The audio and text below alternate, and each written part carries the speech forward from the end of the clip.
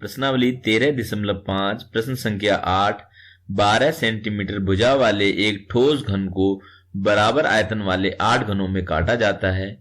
नए घन की क्या भुजा होगी? साथ ही इन दोनों घनों के पृष्ठीय क्षेत्रफल का अनुपात भी ज्ञात कीजिए। तो ये घन है, एक घन दिया हुआ है जिसकी भुजा कितनी है? 12 सेंटीमीटर। तो हमको पता है घन का आयतन क्या होता है? भुजा गुणा भुजा गुणा भुजा।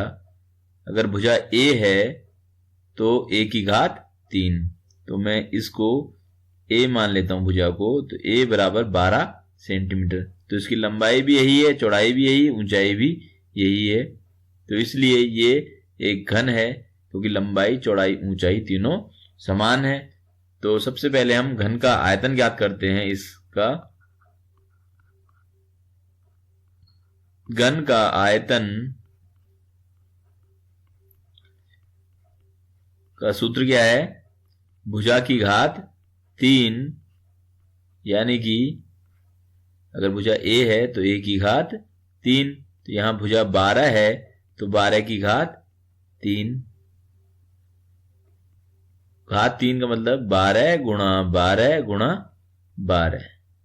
इनकी गुणा करेंगे तो ये आएगा 1728 घन सेंटीमीटर। क्योंकि भुजा सेंटीमीटर में है तो आयतन घन सेंटीमीटर में होगा।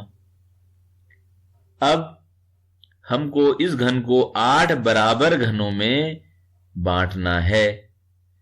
तो 8 जो घन आएंगे ये इसी से बने हैं क्योंकि तो उन 8 घनों का कुल आयतन क्या होगा इस घन के आयतन के?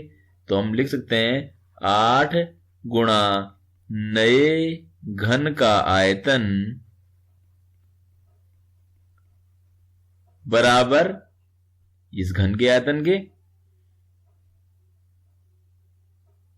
है ना?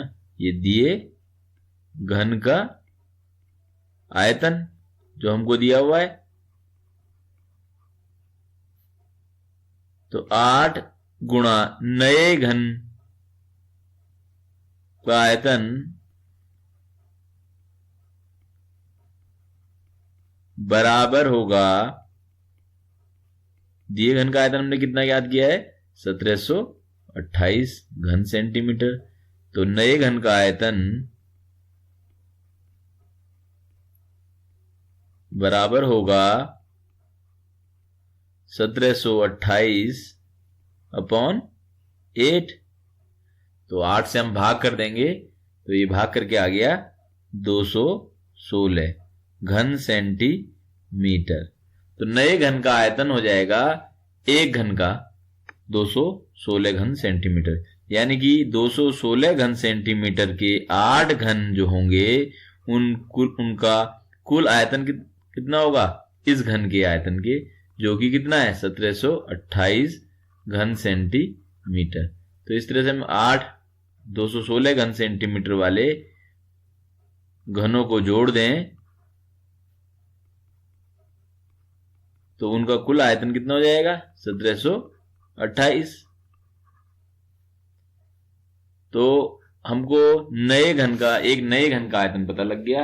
माना नए घन की एक भुजा b है, माना नए घन की जो से काट के बनाए गए हैं 8 घन की भुजा बराबर b। तो नए घन का आयतन क्या होगा? नए घन का आयतन भुजा की घात 3, यानी कि b की घात 3। और नए घन का आयतन हमने यहां पे ज्ञात कर लिया है 216। तो इसलिए b की घात 3 बराबर 216। b की घात 3 बराबर 216 जो है इसके गुणनखंड करेंगे हम तो ये आएगा 6 की घात 3। तो 6 गुणा 6 गुणा 6 ये 36 गुणा 6 यानी कि 216। तो b की घात 3 बराबर 6 की घात 3 है तो b बराबर 6 सेंटीमीटर। तो इस प्रकार इसको काट करके जो 8 घन बने हैं जिनमें से प्रत्येक का आयतन 216 घन सेंटीमीटर है, उस घन की भुजा 6 सेंटीमीटर होगी। तो इस प्रत्येक घन जो 8 बने हैं सबकी भुजा क्या होगी? 6 सेंटीमीटर। तो हमने इस तरह से घन की भुजा ज्ञात करी। अब हमको ज्ञात करना है इनका पृष्ठीय क्षेत्रफल।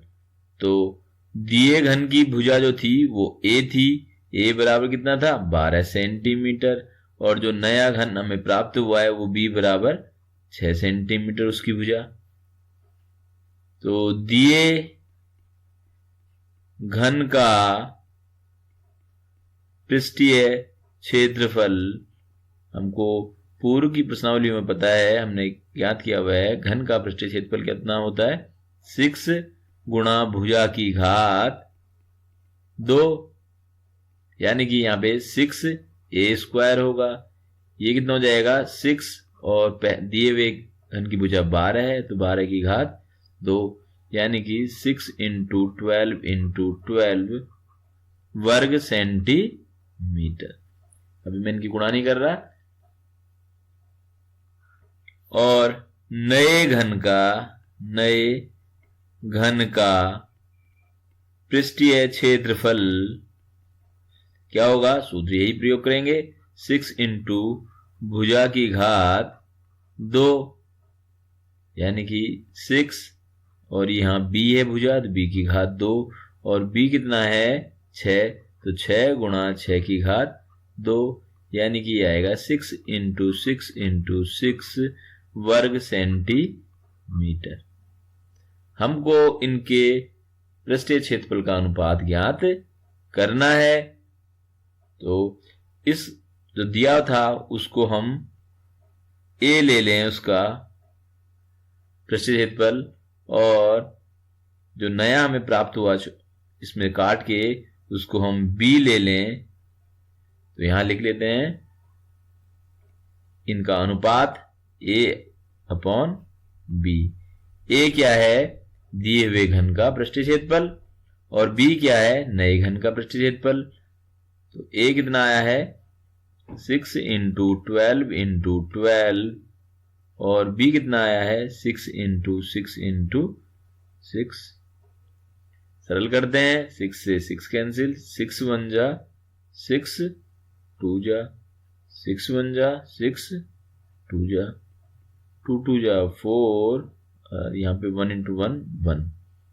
तो इस प्रकार जो दिया हुआ घन था उसका पृष्ठीय क्षेत्रफल और जो हमने उसको काट के प्राप्त किया था उसके पृष्ठीय क्षेत्रफल का अनुपात 4:1 है। 4:1। तो हमको ये याद करना था, हमने ये याद किया।